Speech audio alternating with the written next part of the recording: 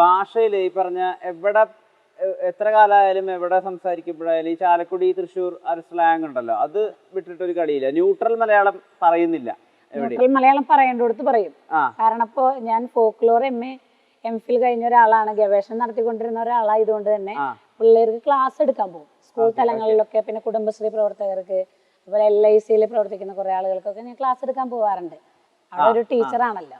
അപ്പോൾ ആ രീതിയിലുള്ള നടൻ കല കൈകാര്യം ചെയ്യുന്ന ഒരു കലാകാരി എന്നുള്ളത് മാറ്റി വെച്ചിട്ട് അവിടെ നമ്മളൊരു ടീച്ചിങ് കപ്പാസിറ്റി കൊണ്ടുവന്നേ പറ്റുള്ളൂ. അവിടെ ന്യൂട്രൽ മലയാളം വരും. സ്റ്റേജിൽ അതിന്റെ ആവശ്യമില്ലാന്നേ. തനി തൃശ്ശൂരാണ്. തനി തൃശ്ശൂർ മാത്രമല്ല, തനി ചാലക്കുടിയാവും. കാരണം ഈ നാടൻ പാട്ടെന്ന് കേൾക്കുമ്പോൾ എല്ലാവരുടെയും മനസ്സിലേക്ക് വരുന്ന ഒരു മഹാനായ കലാകാരനുണ്ടല്ലോ. ആ കലാകാരൻ ജന്മം കൊണ്ടൊരു നാട്ടിൽ നിന്ന് തന്നെയാണ് ഞാനും ജന്മം കൊണ്ടത്. അപ്പോൾ മണിച്ചേട്ടൻ ഉണ്ടാക്കി വെച്ചാൽ ചാലക്കുടി സ്ലാങ്ങിനോടുള്ള ഒരു സ്നേഹമുണ്ട് ആൾക്കാർക്ക്. മണിച്ചേട്ടനോടുള്ള സ്നേഹത്തിന്റെ അതേ കാഠിന്യത്തോടു കൂടി തന്നെ ആളുകൾ ചാലക്കുടി സ്ലാങ്ങിനെയും ഇഷ്ടപ്പെടുന്നുണ്ട്. അപ്പൊ ചാലക്കുടികാരി എന്നുള്ള നിലയ്ക്ക് ഞാൻ പിന്നെ പോയിട്ടും വേറെ ഏതെങ്കിലും ഒരു ഭാഗത്തൊരു സ്ലാങ് കൈകാര്യം ചെയ്യണത് എൻ്റെ ഒരു പ്രൊഫഷനും നല്ലതല്ല. നാടൻപാട്ട് കലാകാരി ആയതുകൊണ്ട് എനിക്ക് അത് തന്നെയാണ് എനിക്കിഷ്ടവും. എല്ലാത്തിനും ഒരു കാരണമുണ്ട്. ഒരു കാരണം ഉണ്ടാവണല്ലോ. കാരണം ഇപ്പൊ ചാലക്കുടി എന്ന് പേരിടാൻ തന്നെ ഒരു കാരണമുണ്ട്. ഞാൻ കാഞ്ഞിരപ്പള്ളി എന്ന് പറയുന്ന പ്രദേശത്ത് എന്റെ വീട്. ഇവിടുന്ന് ചാലക്കുടി അതിരപ്പള്ളിക്ക് പോണ വഴിക്കാണ് കാഞ്ഞിരപ്പള്ളി. 300 കുടുംബങ്ങളുണ്ടല്ലോ. അതെ അതെ അതെ. ഒരു പുലയ സമുദായത്തിന്റെ വലിയൊരു കൂട്ടായ എന്താ പറയാ, ഒരു പുലയ ഹരിജൻ കോളനിയിലാണ് ഞാൻ താമസിക്കുന്നത്. അപ്പൊ ഞാൻ പ്രസ് ചെയ്ത കാഞ്ഞിരപ്പള്ളി എന്ന് പറയാൻ പറ്റില്ല. ഇവിടെ വീട് കാഞ്ഞിരപ്പള്ളിയിൽ. കാഞ്ഞിരപ്പള്ളി എന്ന് പറയുമ്പോൾ കാഞ്ഞിരപ്പള്ളി കോട്ടയത്താണല്ലോ. അപ്പൊ കോട്ടയത്ത് ഒരു സ്ലാങ് അല്ലല്ലോ സംസാരിക്കണത്. അപ്പൊ ഞാൻ ചാലക്കുടി അങ്ങനെ പറഞ്ഞു പിന്നെ ചാലക്കുടി ആക്കി. കാരണം ചാലക്കുടി ആക്കുമ്പോൾ ഞാൻ മണിച്ചേട്ടനോട് ചോദിക്കുകയും ചെയ്തു, ചേട്ടാ ഞാൻ ചാലക്കുടി എന്ന് പേരിടുന്നുണ്ട് കേട്ടോ പ്രസിദ്ധ ചേർത്തിട്ട്. അപ്പൊ ചേട്ടൻ പറഞ്ഞു കുഴപ്പമില്ലടി, ചാലക്കുടിയിൽ ഞാനുണ്ടല്ലോ, ഞാനും വരട്ടെ നീയും വരട്ടെ എന്ന് പറഞ്ഞിട്ട് അന്നൊരു ഭയങ്കര പ്രോത്സാഹനമായിരുന്നു ആളുടെ ഭാഗത്തുനിന്ന് കിട്ടിയത്. അങ്ങനെ ചാലക്കുടി ഇട്ടതാണ്. പിന്നെ ചാലക്കുടി ഞാൻ പറഞ്ഞില്ല, ചാലക്കുടി സ്ലാങ് എന്ന് പറഞ്ഞു കഴിഞ്ഞാൽ ആരും ഭയങ്കരമായിട്ട് ഏറ്റെടുക്കുന്നത്. എനിക്ക് തോന്നുന്നു മറ്റു സ്ലാങ്ങുകളെ കമ്പയർ ചെയ്ത് വെച്ച് നോക്കുമ്പോൾ എനിക്ക് ചാലക്കുടിക്കാർ സംസാരിക്കുന്നത് കേൾക്കാൻ ആളുകൾക്ക് ഒരു പ്രത്യേക ഇഷ്ടമുണ്ട്. അത് മണിച്ചേട്ടനോടുള്ളൊരു ഇഷ്ടമാണ്. മണിച്ചേട്ടനോടുള്ളൊരു ഇഷ്ടം എന്തായാലും നമ്മളെ എങ്ങനെ തലകുത്തി മറിഞ്ഞാലും നമ്മളോട് ഉണ്ടാവില്ല. പക്ഷെ ആ ഒരു സ്ലാങ് പറയുമ്പോൾ എനിക്ക് എന്റെ പ്രൊഫഷൻ അത് ഗുണം ചെയ്യും. അപ്പൊ നമ്മള് ചാലക്കുടിയില് ഒരു പുഴയ്ക്ക് അരികത്താണ് സംസാരിച്ചത്. അതെ, കൂടപ്പുഴ.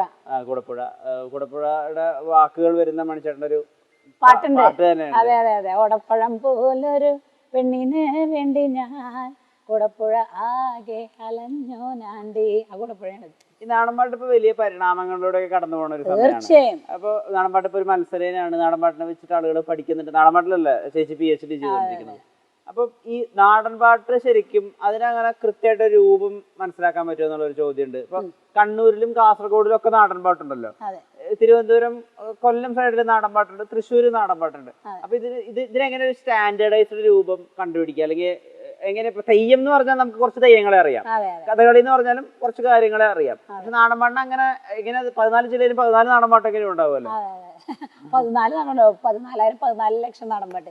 ഇതിന് മൊത്തത്തില് ഇൻ ജനറൽ ഒരു ഉത്തരം ഞാൻ പറഞ്ഞുതരാം.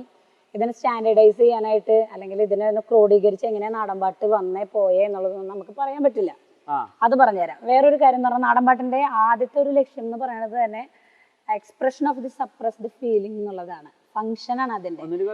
Expression of the suppressed feeling, നമ്മുടെ ഉള്ളിൽ സപ്രസ്ഡ് ഫീലിംഗ് ആണ്.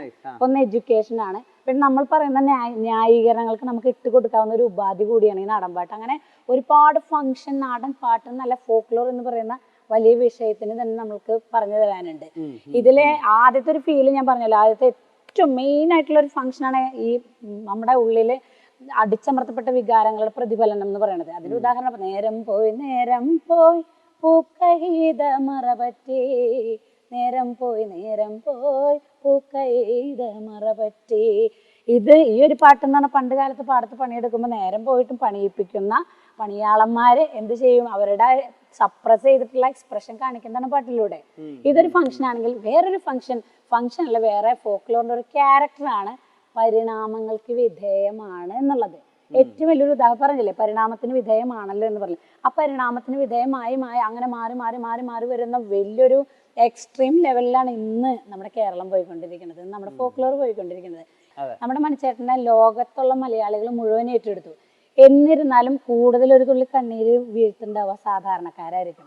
കാരണം ഇവരൊക്കെ സാധാരണക്കാരെ പ്രതിനിധിയാണ്. അങ്ങനെ സാധാരണക്കാരെ പ്രതിനിധിയായിട്ട് വന്ന ഒരാൾ തന്നെ ഞാനും. എത്രത്തോളം നമ്മൾ ഏറ്റെടുത്തു എന്നുള്ളത് അത് നമ്മുടെ ഒരു വിഷയമല്ല.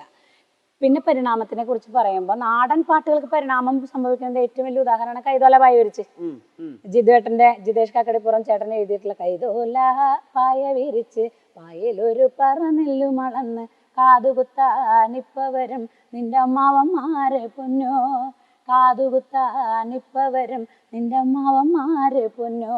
അതിന്റെ കോറസ് എങ്ങനെയായിരുന്നു? ആ ഏ ഓ. ഒരു 22-23 കൊല്ലം മുമ്പൊക്കെ ഞാൻ പാടുമ്പോൾ അതിന്റെ കോറസ് ഇതായിരുന്നു. ജിതേട്ടൻ നമുക്ക് പാടി തന്നത് ആ ഒരു കോറസായിരുന്നു, വായ്ത്താരി അതായിരുന്നു. പക്ഷെ ഇപ്പൊ നമ്മൾ അതാണോ കേൾക്കണത്? പോകെ പോകെ പോകെ ബാൻഡുകൾ വന്നു. തൈക്കുടം ബ്രിഡ്ജ് പോലെയുള്ള ഒരുപാട് ബാൻഡുകൾ വരുന്നു. ആ ബാൻഡുകൾ നാടൻ പാട്ടെടുത്ത് ഉപയോഗിച്ചാലേ ഞങ്ങൾക്ക് മൂവ് ചെയ്യാൻ പറ്റൂ എന്നുള്ളത് മനസ്സിലാക്കിയത് കൊണ്ട് തന്നെ അവർ ഇത്തരം പാട്ടുകൾ എടുക്കുന്നു. ആളുകളായിട്ട് ഏറ്റവും കൂടുതൽ കമ്മ്യൂണി ഇപ്പൊ ഒരു വായ്ത്താരി പറഞ്ഞു കൊടുക്കാൻ നമുക്ക് കുറച്ച് ബുദ്ധിമുട്ടുണ്ടാവും. അപ്പൊ താനാ താനാ താനേ താനാനേ താനാനാ താനാ താനേ താനാ താനാ താനേ താനാനേ താനാതിനെന്താരാ, ഇത് ഓഡിയൻസിന് പെട്ടെന്ന് പിടികിട്ടില്ല, പെട്ടെന്ന് ക്യാച്ച് ചെയ്യില്ല. പക്ഷെ ആ ഏ ഓ ഇത് പെട്ടെന്ന് ക്യാച്ച് ചെയ്യും ഈ ഒരു വായ്ത്താരി. അങ്ങനെ വന്നപ്പോ അവർ ഇതിന്റെ ട്യൂൺ പതുക്കുന്നു മാറ്റിയിട്ട് ആ ഏ ഓ. അതിലൊരു താരാട്ടുണ്ട്, മനസ്സിലായ? കാതുകുത്താൻ അമ്മാവന്മാർ ഇപ്പൊ വരും വിഷമിക്കരുത് എന്ന് പറയുന്ന വരികളാണ്. അതിലൊരു ലാളനയുണ്ട്, അത് കൊണ്ടുവരാൻ ബാൻഡുകൾ ശ്രമിക്കണം. അപ്പൊ ആ പാട്ടിനൊരു പരിണാമം അവിടെ സംഭവിച്ചു. നേരെ ജിതേഷ് ഏട്ടൻ നിൽക്കുന്നത് പാലക്കാട് ജില്ലയുടെയും തൃശ്ശൂർ ജില്ലയുടെയും ബോർഡറിലാണ് പുള്ളിയുടെ വീട്.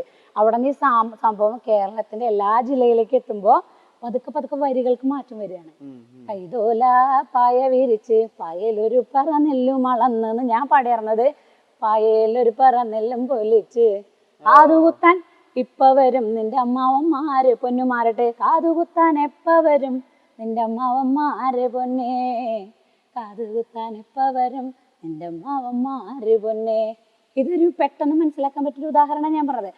അത് നാടൻ പാട്ടുകൾ. ഇപ്പൊ നാടൻ പാട്ട് അതുപോലെ തന്നെ ചേച്ചി അതിനകത്ത് ഈ ഷാപ്പിന്റെ പേരുകളുണ്ടല്ലോ, ഇതും ഓരോരോ സ്ഥലങ്ങളിലനുസരിച്ച് മാറും.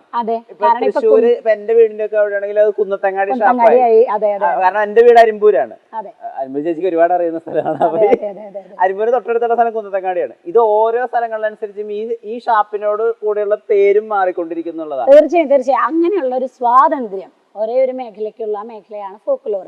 ഇപ്പൊ ഞാൻ റിതം പാഡും കീബോർഡും ഒക്കെ വെച്ച് പാടുമ്പോൾ എനിക്ക് ഒരുപാട് വിമർശനം വന്നൊരു കാലഘട്ടം ഉണ്ടായിരുന്നു. ഇപ്പോഴും വിമർശനത്തിന് ഒരു കുറവില്ല. നല്ല വിമർശനത്തിലൂടെ പണ്ടും ഇപ്പോഴും സഞ്ചരിച്ചുകൊണ്ടിരിക്കുന്ന ഒരാളാണ്. പടവെട്ടിപ്പോവാൻ യാതൊരു മടിയില്ലാത്തൊരു കലാകാരിയാണ്. എനിക്ക് പടവെട്ടി ഇഷ്ടമാണ്, പടവെട്ടി പോവാൻ. കാരണം സ്മൂത്തായിട്ട് നമ്മൾ വളർന്നു കഴിഞ്ഞാൽ വളർച്ചയ്ക്ക് ഒരു വില ഉണ്ടാവില്ല. പക്ഷെ നമ്മുടെ മുമ്പിൽ ഒരു ശത്രു ഉണ്ടെങ്കിൽ നമ്മൾ അവനെ വെട്ടി വെട്ടി കയറുമ്പോൾ ഉണ്ടാവുന്ന ഒരു സുഖം ഉണ്ടല്ലോ, ആ സുഖം നിരന്തരം അനുഭവിക്കുന്ന ഒരാളാണ് ഞാൻ, പ്രത്യേകിച്ച് സോഷ്യൽ മീഡിയ കൂടെ.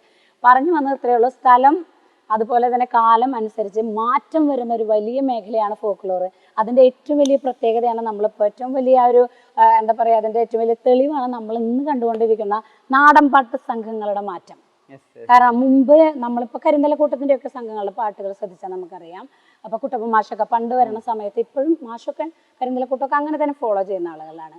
തനത് എന്ന് പറയുന്ന വാക്കിന് ഒരുപാട് പ്രാധാന്യം കൊടുത്തുകൊണ്ട് തനത് വാദ്യോപകരണങ്ങൾ മാത്രം ഉപയോഗിച്ച് പാട്ടുകളും കലകളും ചെയ്തുകൊണ്ടിരിക്കുന്ന ആളുകളാണ് കരിന്തലക്കൂട്ടം പോലെയുള്ള വലിയ വലിയ സംഘങ്ങൾ. അവരൊക്കെ തന്നെയാണ് നമ്മുടെ മുൻഗാമികളായിട്ട് പോകുന്ന ആളുകൾ. തീർച്ചയായും. അപ്പൊ അങ്ങനെ വരുമ്പോൾ ഞാൻ ഒബ്സർവ് ചെയ്ത പാട്ടുകൾ മണിച്ചേട്ടൻ്റെ പാട്ടുകളാണ്. മണിച്ചേട്ടൻ്റെ പാട്ടുകളുടെ പ്രത്യേകത എന്ന് പറഞ്ഞു കഴിഞ്ഞാൽ തനത് വാദ്യോപകരണങ്ങളോടൊപ്പം തന്നെ ഇതിൻ്റെ ഒരു ആപ്ലിക്കേഷൻ കൊണ്ടുവന്നിട്ടുണ്ട്. ഏത് റിതം പാഡിന്റെയും കീബോർഡിന്റെയും. കൊട്ടൊപ്പം കൊട്ടങ്ങളെ കൊള്ളപ്പം വിളിയങ്ങളെ ഏലൂരു കുഞ്ഞിക്കണ്ണൻ കുഞ്ഞാങ്ങളെ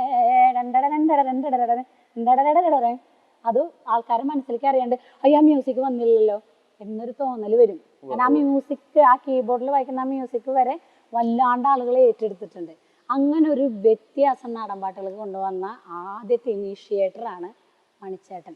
ആ കലാകാരനെ ഫോളോ അപ്പ് ചെയ്തിട്ട് ആ കലാകാരൻ്റെ പാട്ടുകൾ പാടുമ്പോഴും അല്ലാത്തപ്പോഴും ഇത് ഫോളോ അപ്പ് ചെയ്ത ഒരാളാണ് ഞാൻ. തനത് എന്ന് പറയുന്ന വാക്കിന് അത്രമേൽ പ്രാധാന്യം കൊടുക്കുന്ന ഒരാളാണ്. കാരണം ഞാൻ ഫോക്ലോറിസ്റ്റ് ആണ്, എനിക്കത് കൊടുത്തേ പറ്റൂ. പക്ഷെ ഇതെന്റെ ജോലിയാണ്.